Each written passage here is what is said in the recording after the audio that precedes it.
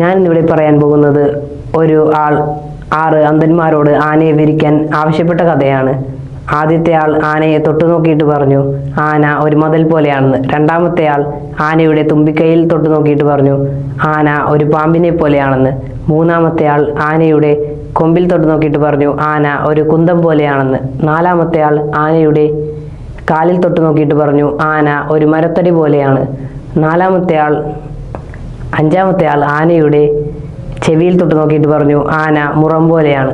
ആറാമത്തെ ആൾ ആനയുടെ വാലിൽ തൊട്ട് നോക്കിയിട്ട് പറഞ്ഞു, ആന ഒരു കയറ് പോലെയാണ്.